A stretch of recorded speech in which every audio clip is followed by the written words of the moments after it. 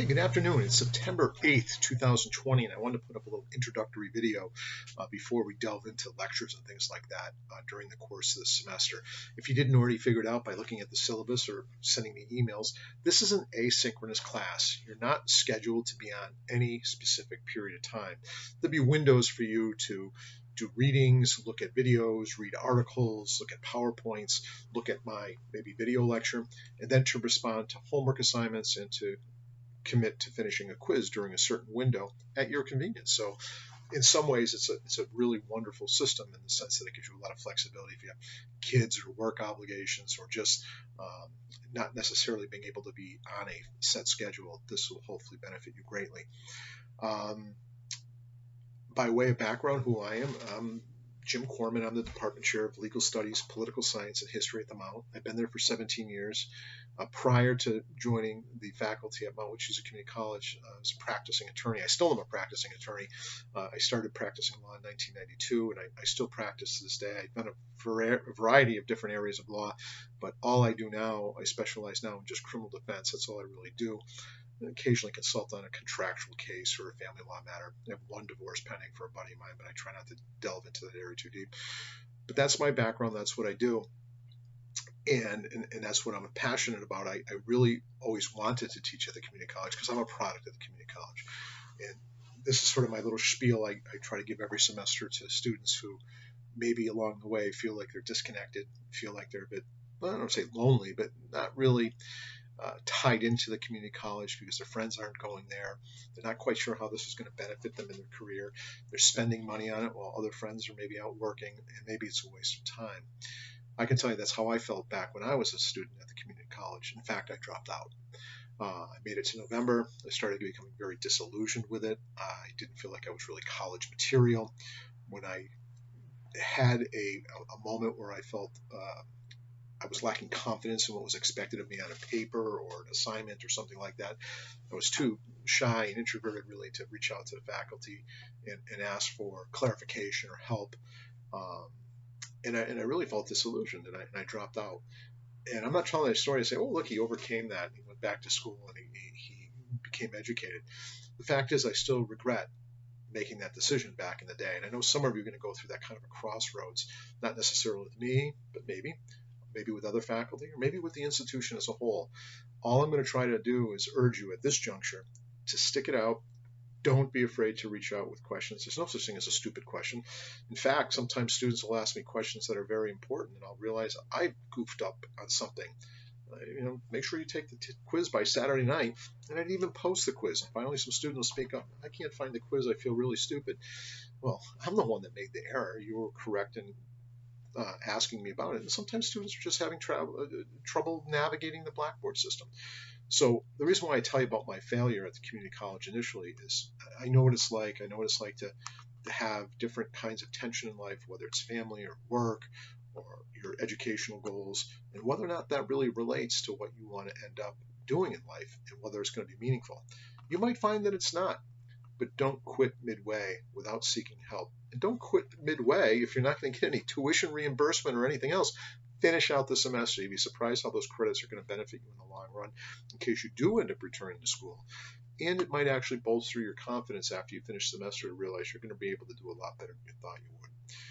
I am here to support you. I take it very seriously. And the reason why I say this is when I left the community college, I spent 4 years there. I initially hated it and I dropped out, like I said. But when I returned and started getting my confidence up and started getting a little direction, I became very passionate about it. My goal, I know it sounds kind of corny, but my goal when I left Springfield Technical Community College was to return to Technical Community College and teach there at Springfield. And I'm simply at a sister institution at Mount Wachusett Community College, and that's where the opportunity came up. But where I want to be, I really believe this is a dream opportunity for me. I really believe in that it's such a diverse body of students in terms of race, ethnicity, sex, age, economics, you name it. We are sort of the melting pot of the world in terms of every characteristic you can almost think of. And it's open access, meaning that maybe you weren't the best student before you came here.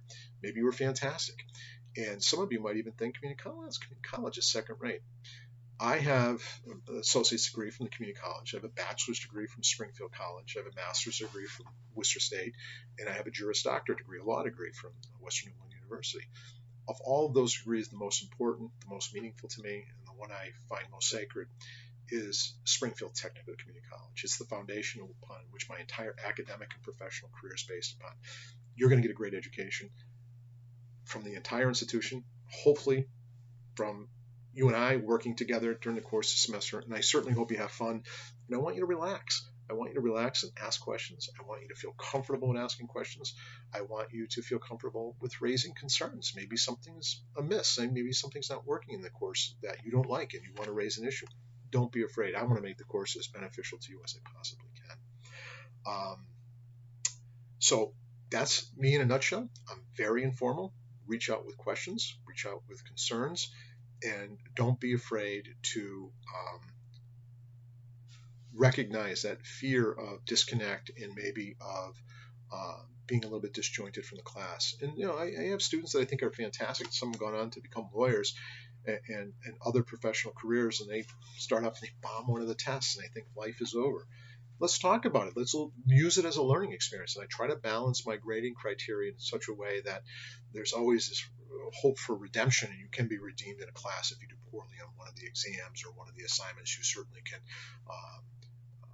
recover from that as long as you put in the good faith effort and try to do the work. My name and number is right up on the syllabus. You can reach me via my cell phone number, certainly now, because the Mount is pretty much closed down for the traditional brick and mortar classes. So you're going to have to contact me if you want to contact me via phone on my cell phone. It's my business number anyways. Don't feel like, oh, I feel bad texting you or emailing on your cell phone. That's how you're going to get in touch with me. So don't be afraid to call. And sometimes through email, especially when you're taking a class online, you'd like to have that dialogue. Don't be afraid to call. I might not always answer the phone in the moment, but I'll certainly get back to you, hopefully within 24 hours. And we can talk through some of the issues, whether you're in constitutional history or your U.S. History 1 or family law, business law, whatever class you're taking with me. I'd be glad to have a dialogue with you if that benefits you in reaching those student learning outcomes. And again, very informal. I hope you introduce yourself on the discussion board to one another. This is my way of introducing it. You certainly don't have to produce a video or anything like that. But try to have fun with it and realize that, it's like, I get a paycheck every 2 weeks, no matter how well I do or poorly I do. I have tenure. But if you really want to know why I'm here, it's not about the money. It really is a very, very powerful rewarding experience when you feel like you kind of went on a journey with other people and you help them learn some information a little bit along the way. It's a real high for me. So I hope to help you get there. If you have any questions or concerns, again, don't be afraid to reach out. And I'm going to start producing in the next day or two a little summary outline for the early material for each one of our classes. And if I don't post it, don't be afraid to say, hey, Corman, where's that video you promised about chapter 1 or about that first section of material in U.S. constitutional history? Whatever it is, don't ever be afraid to say, I'm looking for something, I can't find it, I don't know how to access it, can you help me? And other than that, it's great to have you aboard. Hope to meet and talk to some of you on some level as we go forward. I know some of you are shy or introverted and are great independent learners, so no need to feel pressured to have dialogues with me unless you need to, but feel welcome, and welcome aboard, and we'll talk soon. Take care.